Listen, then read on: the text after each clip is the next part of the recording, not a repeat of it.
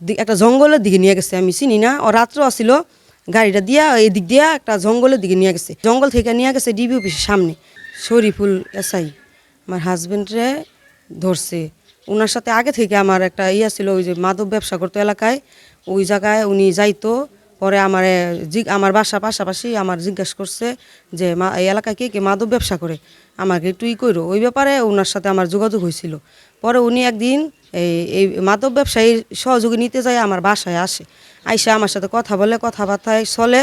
আমার এক প্রস্তাব দিছে যে ভালোই, তোমার 2 সন্তান হয়েছে, তোমার তো এখনো কোনো কিছুই হয় নাই গা, বোঝাই যায় না।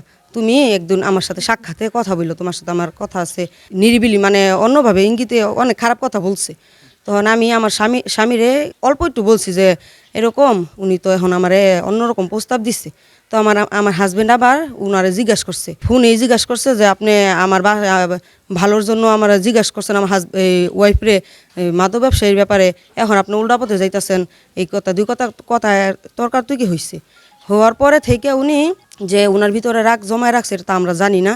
তো ওই যে 3 তারিখে পরে আমার হাজবেন্ডরে তখন আসার পথে 3 তারিখ রাত্রে শরীফুল ইসলাম আমার হাজবেন্ডরে ধরছে 3 সড়কের মাথায় ধইরা বলতেছে আয় এদিকে, তোর সাথে কথা আছে। নিয়ে যাইয়া আমার হাজবেন্ডরে অনেক মাইর দিছে, অনেক মাইর দৌড় কইরা পরে আমার বাসায় নিয়ে আসছে। আমার দোতলার উপরে রুম গেছে আমার হাজবেন্ডে নিয়ে, এদিকে নিচতলায় অনেক মাইর দূর করছে।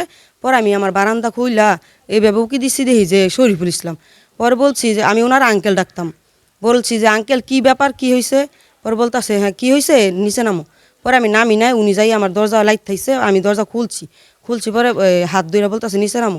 আমি বলছি দাঁড়ান, আমি জামা পরে নেই, আমি জামা পরে নিয়েছিলাম না, একটা শর্ট গেঞ্জিয়া ছিল। তখন উনি আমারে বলতেছে তুমি আগে নিচে নামো। পরে আমি বলছি আমার কোটি আছে, একটা কোটি রাস কোনো রকম শরীরে দিয়া পরে নামছি। নামার পরে আমার বাসার সিসি ক্যামেরাগুলো সবগুলো ছিন্ন ভিন্ন করে নিয়ে গেছে, নিয়ে নিচে নামছে। কনস্টেবল কয়েকজন সোর্সও ছিল, আমার রাস্তায় নিয়ে গেছে। রাস্তায় নিয়ে যাওয়ার পরে দেখি একটা হাইস ব্লু কালার, তার পিছনে একটা ট্রাক। পরে আমি বললাম যে কি ব্যাপার আঙ্কেল, কি হয়েছে। পরে কি হয়েছে, তোমার হাজবেন্ডের কাছে অবৈধ জিনিস পাইছি। বললাম কি পাইছেন। পরে তুমি গাড়িতে উঠো। গাড়িতে উঠবো কেন, আমি 2-1জন ডাকি। না তুমি উঠো আগে। পরে উঠছি, না উঠতে আমার হাজবেন্ডে মারধর করতেছে। পরে উঠছি, উঠার পরে উনি নিয়ে গেছে আমারে এই একটা জঙ্গলের দিকে নিয়ে গেছে, আমি চিনি না। ও রাত্র আসিল, গাড়িটা দিয়া এদিক দিয়া একটা জঙ্গলের দিকে নিয়ে গেছে। আমার হাজবেন্ডে বলতেছে যে তুমি বসো, আমি রোনার সাথে একটু কথা বলি। তো আমার হাজবেন্ড বলছে না, আমার সামনাসামনি কথা বলেন, কি বলবেন। তো অনেক কথা বলো না, আমারে পরে গাড়িতে রেখে আমার হাজবেন্ডে নামাইছে। নামায় অনেক মাইর দূর করছে। পরে আমার হাজবেন্ড বলছে আমি ওর সাথেই বসমু, আমি পিছনে যাবো না। আমার জামাইয়ের পিছনে দিছে, আমার সামনে রাখছে শরীফুলের সাথে। পরে বলতেছে ওরা আবারও বানা শরীফ বলতেছে। পরে আমার হাজবেন্ড চুপ করে রইছে। আবারও পরে জঙ্গল থেকে নিয়ে গেছে ডিবি অফিসের সামনে নিয়ে যায়, বলতেছে তোমরা সবাই গাড়িতে থাকো, আমি রুনারে রাইখা আসি। তখন আমার হাজবেন্ড বাধা দিছে যে না, যা হয় হইব, গাড়ির ভিতরে হইব, তুমি নাইমো না। আমার না বলছে নামতে, আমি নামি নেই। তখনও মারছে, তখনও আরেকটা রিক্সাওয়ালা পোলা ছিল, ওনার সাথে ওরেও মারছে। ওরে এমন করতে করতে আমাকে ঘুরাইতে রাত্রে 4টা-5টার দিকে অনেকক্ষণ ঘোরাঘুরির পরে আমাকে নিয়ে এই থানার ভিতরে নিচ্ছে। থানার ভিতরে নেওয়ার পরে আমার সবাই পাগল হয়ে গেছে, এত রাত্রেবেলা আমরা কই গেছি। ভাড়াটিয়ারা আমার আম্মুরে আমার ননদ সবাই জানাইছে যে বাসা থেকে কে নিয়ে গেল, কে আর আসলো, কি আসো বিষয়। তারা জায়গায় জায়গায় ফোন দিছে, ফোন দিয়া আমার খোঁজখবর পাই নাই। খোঁজখবর না পাইয়া অনেক হয়রানিও। সকালবেলা খবর পাইছে যে আমার হাজবেন্ডে ধরে নিছে। পরে যেমন আমার শর্ত দিছে যে তোমার ছাড়তে পারি, তুমি যদি আমার কথায় রাজি থাকো, তুমি আমার কথায় রাজি হও, তোমারে ছাইরা দিমু, তোমার হাজবেন্ডের ব্যাপারটাও আমি দেখমু। পরে আমি বলছি ওনার কথায় রাজি হয়েছি, আচ্ছা তাহলে আমি রাজি, আপনি আমার হাজবেন্ডের জীবনটা বাঁচাই দেন। বলতেছে আমার জামাইরে 250 গ্রাম হিরোইনের মামলা দিব, ওই ট্রাকে নাকি 250 গ্রাম হিরোইন পাইছে।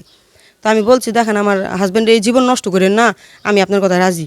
তখন উনি আমারে ছাড়ছে, কিন্তু আমারে ছাড়ার পরে আমার মারে ওই জায়গার ভিতরে পলাতক আসামি দিচ্ছে, যাতে আমি ওনার কথায় যদি আবার 19-20 করি তাহলে আমার মারে জড়িত এর ভিতরে রাখবো। তো আমার জামাইরা আর ছাড়লো না, আমার জামাইয়ের 250 গ্রাম মালে এই হিরোইনের মামলা দিয়ে দিচ্ছে। তখন আমার শ্বশুরের কথা শুই না স্টক করছে, বাসার ভিতরে সবাই টেনশনে, আমরা অন্যরকম টেনশনে আছি। ওর মধ্যে উনি ফোন করে আমারে বারবার ফোন করে জিজ্ঞাসা করে তোমার কি সময় হয় নাই, তুমি ফোন দাও না কেন, জান তুমি কি আমারে চাও না, অনেক খারাপ খারাপ কথা বলছে। বলছে উনি নাকি আমার স্বামী ও না, ও আমার স্বামী বলতেছে আমি তোমার স্বামী। তুমি আমার সাথে কেমনে ঘুমাইছো?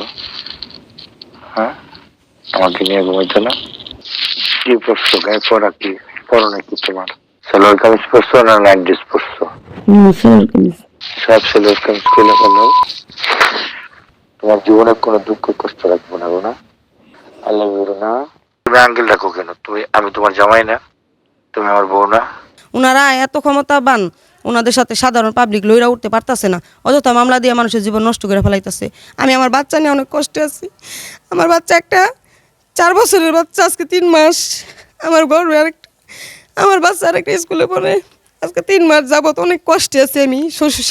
শ্বশুর পঙ্গু হইয়া বৈশা রয়েছে ঘরে, যে ছেলেরে দেখতে পারে না। শাশুড়ি একটা এই অবস্থা, আমি এই অবস্থা। আমার হাজব্যান্ডের 3 মাস ধরে আমি ঠিক মতো খাওয়ান খোরাক দিতে পারতাছি না, খরচ দিতে পারতাছি না, কিছু করতে পারতাছি না। এর মধ্যে উনি আমার ফোন করে নানান প্রস্তাব দেয়। এখন আমি দিক শিখ পাইতাছি না, আমি কি করব। আমি এখন সুষ্ঠু বিচার চাই। আমি কোন জায়গায় গেলে বিচার পাইবো? আমার ছেলে কোনোদিন অবৈধ ব্যবসা করেও না, অবৈধ ব্যবসার মধ্যে জড়িতও না। আমরা বাড়ি ভাড়া দেয়, আমার 80টা রুম আছে। এই 80টা রুম দিয়ে আমরা কোনো মতো চলি আর কি। কারণ এই যে লোকে মানুষ আমগো জায়গা জমিন আছে দিয়ে আমি সত্রমির কারণে আমগো সবসময় ফাঁসাই দেয়। আমার এক ছেলে মাইরা ফেলাইছে, আজকাল 7-8 বছর হয়েছে। আমার ছেলের এই সপ্তাহ নিয়ে মারামারি করছে। আমার ছেলের আমার বাড়ির সামনে দা হিরুঞ্চি যায় মাধবরা যায়, এইটা আমার ছেলে কনে আমার ছেলের পিছনে এই সত্রমি। আমি কোনো দিনও মনে করেন, আমরা মেডিকেল আসছিলাম, মেডিকেলেতে আমার ছেলে আইবার লইছে, রাস্তার মধ্যে ধরছে। রাস্তার মধ্যে দইরা আমার ছেলের বাড়িতে আনছে, বাড়িতে নিয়ে বউরেও লয়ে গেছে, নিয়ে হেরা কয় হের কাছে মাদক পাওয়া গেছে। আমার ছেলে মেডিকেল তাইছে, মেডিকেল মাদক কই পাইব? মেডিকেলতে সকালবেলা হের বাইরে অপারেশন করবো, অপারেশনের লেগে বউরে নিবারাইছে, টাকা পয়সা নিবারাইছে। রাস্তার ধরছে, রাস্তার দইরে আমার ছেলেরে 250 গ্রাম হিরোইন দিছে। আমার ছেলে 250 গ্রাম হিরোইন পাইব কই? যে টাক ধরছে রাজশাহীর, হ্যাগো কোনো হইতে নাই, হ্যাগো কোনো মাল দেয় না, সব মাল দিছে আমার ছেলেরে। 2জন টাক ড্রাইভার ধরছে আর টাকের যে হেল্পার ধরছে, হ্যাগো নর্মাল দিয়ে হ্যাগো চালান করিয়া দিছে। আমার ছেলেরে সব মাল আমার ছেলেরে দিছে। আমার ছেলে হনে বার হইতে পারতো না। আমার ছেলের বিচার চাই। আমার ছেলে যদি মাদক ব্যবসায়ী হয় তার বিচার হোক, আর যদি আমার ছেলের অযথা ফাঁসানি হয় তার বিচার আমরা চাই।